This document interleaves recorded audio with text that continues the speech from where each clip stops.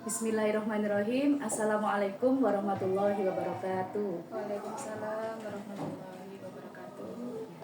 Perkenalkan, nama saya Inggit Latini Lasari. Saya adalah guru di SD SMP Negeri 1 Atapurno. Saya di sini adalah calon guru penggerak angkatan 10 kelas 287B dari Kabupaten Lumajang. Nah, pada kesempatan hari ini saya akan melaksanakan tugas demonstrasi kontekstual modul 3.1 yaitu wawancara kepala sekolah. Dan pada kesempatan hari ini saya akan mewawancarai Bu Divari, yaitu Ibu Kepala Sekolah di SMP Wahidiyah. Baik, kegiatan wawancara akan kami mulai. Terima kasih kesempatannya Bu Diva. Assalamualaikum. Waalaikumsalam Bu Inggit. Ya, terima kasih atas kesempatan yang diberikan. Hari ini insya Allah saya akan melaksanakan kegiatan wawancara yang bertemakan tentang pengambilan keputusan. Dimulai nih Bu Diva. Monggo. Terima kasih. Baik Bu Diva, selama ini mungkin Bu Diva selama menjadi kepala sekolah di SMP Wahidiyah telah mengalami banyak kasus atau masalah ya yang jelasnya butuh untuk diselesaikan. Nah, bagaimana Bu Diva dapat mengidentifikasi kasus-kasus yang merupakan dilema etika atau bujukan moral, Bu Diva?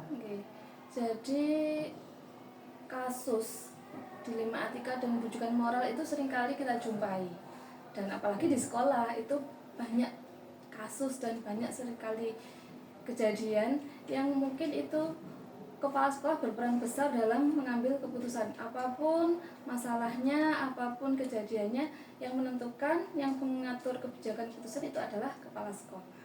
Nah, untuk mengidentifikasi itu sendiri, sebenarnya kasus ini sering sekali kita temui. Nah, antara lain yang pertama tadi bujukan dilema etika. Dilema etika itu kasus di mana kita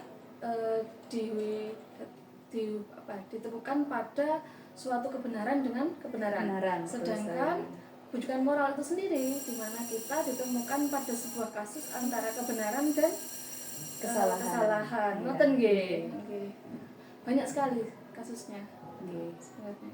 Ya, berarti Bu Diva sering ya menemui kasus-kasus tentang dilema etika atau bujukan moral di sekolah. Banyak sekali, apalagi ke siswa. Ya, sering betul sekali. ya. Kemudian selama ini bagaimana Bu Diva menjalankan pengambilan keputusan di sekolah, terutama untuk kasus-kasus di mana ada dua kepentingan yang sama-sama benar atau sama-sama mengandung nilai kebajikan.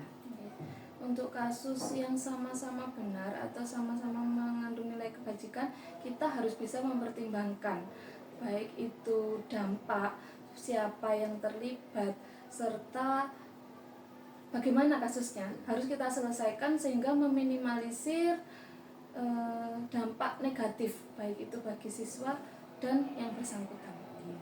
Baik. Berarti yang pertama adalah mempertimbangkan jenis kasusnya dan siapa yang terlibat. Yang intinya tadi itu saya garis bawahi bahwa harus mengutamakan kepentingan siswa. Kepentingan siswa.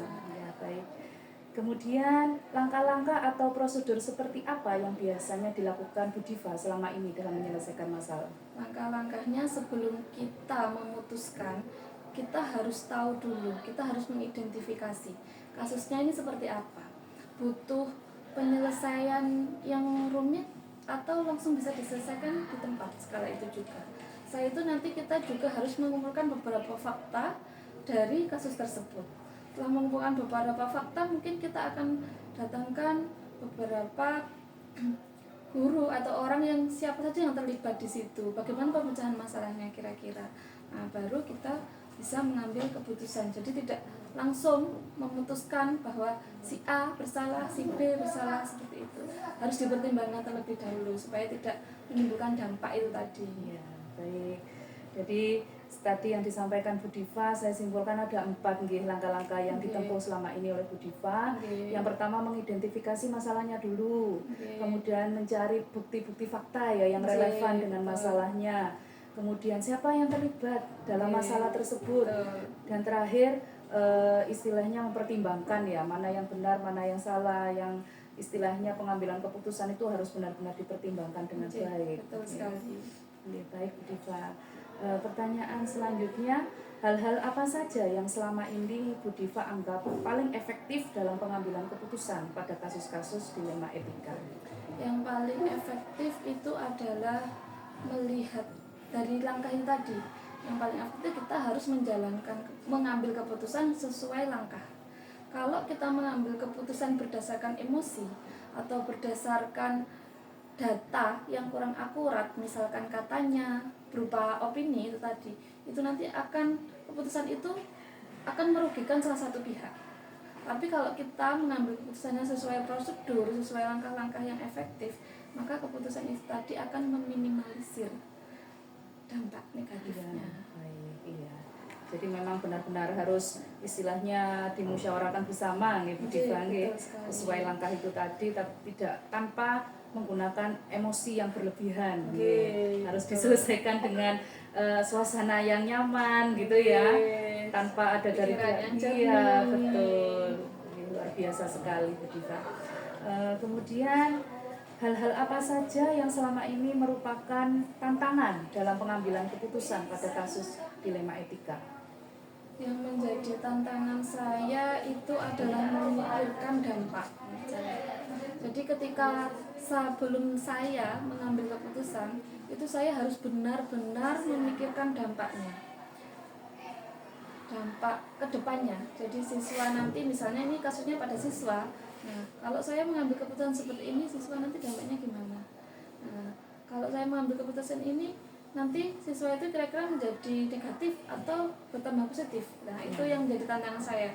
Jadi saya harus benar-benar memikirkan secara matang itu tadi, dengan melibatkan beberapa orang yang mestinya nantinya. Jadi istilahnya bisa jadi dalam pengambilan keputusan ini Bu Diva tidak berjalan mundur atau maju, memikirkan yang kemudian yang terjadi, refleksi ke depannya supaya tidak ada pihak yang dirugikan. Betul sekali. Baik, terima kasih. Selanjutnya, apakah Anda memiliki sebuah tata kala atau jadwal tertentu dalam sebuah penyelesaian kasus dilema etika, atau Bu Diva nanti langsung menyelesaikan di tempat, atau memiliki sebuah jadwal untuk menyelesaikannya berupa prosedur atau bentuk yang seperti apa yang biasanya dijalankan oleh Bu Diva? Tergantung kasusnya dulu. Kalau kasusnya ini ringan, mungkin dalam 1 hari, dalam waktu itu langsung bisa diselesaikan. Tapi kalau kasusnya cukup rumit, mungkin butuh beberapa waktu yang mungkin itu harus dipertimbangkan dan diputuskan secara matang-matang. Baik. Jadi istilahnya apakah ada jadwal Bu Diva untuk penyelesaian ini? Harus ada jadwal atau memang sesuai dengan kebutuhan? Sesuai dengan kebutuhan. Jadi tidak ada jadwal tertentu, jadi sesuai kebutuhan dari penyelesaian masalahnya. Melihat kasusnya dulu. Baik, luar biasa sekali. Selanjutnya, adakah seseorang atau faktor-faktor apa yang selama ini mempermudah atau membantu Bu Diva dalam pengambilan keputusan dalam kasus dilema etika? Ada beberapa rekan yang di sini. Saya kalau pada kasus siswa ini kadang minta bantuan kepada guru BK dan kesiswaan. Kalau kasusnya pada guru, mungkin saya meminta beberapa dari stakeholder, baik itu dari yayasan ataupun komite, untuk menyelesaikan kasus tersebut. Baik, selama ini berarti yang mempermudah adalah orang-orang yang ada di sekitar Bu Diva yang dipercaya ya. Betul sekali. Baik.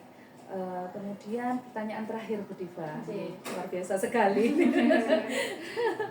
Saya bisa banyak belajar dari Bu Diva ini. Mudah-mudahan bisa sharing bareng. Iya. Dari semua hal yang telah disampaikan Bu Diva tadi, pembelajaran apa yang dapat bisa dipetik oleh Bu Diva dari pengalaman pengambilan keputusan dilema etika? Kalau menurut saya, kalau ini yang bisa saya petik, ketika kita menjadi kepala sekolah, kita harus benar-benar mempertimbangkan, harus benar-benar bijak dalam mengambil sebuah keputusan, yang mana keputusan itu nantinya bisa memberikan dampak positif ke depan bagi siswa ataupun bagi guru, kasusnya tentang apa dulu, sehingga yang diberi keputusan nanti merasa tidak terhakimi secara sepihak, tapi dia merasa itu adil, sehingga ketika berada di sekolah dia merasa bahagia, merasa nyaman untuk kedepannya. Iya, luar biasa sekali Bu Diva. Sepertinya menjadi kepala sekolah ini harus banyak yang dipertimbangkan ya Bu Diva ya. Betul sekali. Tidak langsung jret gitu ya. Jadi harus duduk tenang apa yang harus dilakukan seperti itu ya Bu Supaya Diva. tidak salah dalam mengambil. Iya, betul. Kebijaksanaan yang sangat penting di sini ya Bu Diva ya. Betul. Di sini Bu Diva muda tapi luar biasa pemikirannya ya. Mudah-mudahan Inggit juga. Iya. Terima kasih Bu Diva atas kesempatannya. Sama-sama Bu Inggit. Ya, semoga dengan kesempatan saya ini belajar dari Bu Diva semakin memantapkan istilahnya mendapatkan ilmu yang banyak dari Bu Diva dalam pengambilan keputusan selama ini yang telah dilakukan Bu Diva sebagai pengalaman ya Bu Diva ya dalam mengatasi beberapa masalah di SMP Wahidia. Oke, sama-sama. Tidak Dan kita bisa juga saling belajar. Saya Iya. juga belajar dari Bu Inggit sebagai guru penggerak. Ya, terima kasih atas kesempatannya. Oke, Mungkin bisa dilanjut lain hari ya Bu Diva. Oke. Terima kasih. Wassalamualaikum warahmatullahi wabarakatuh. Waalaikumsalam warahmatullahi wabarakatuh.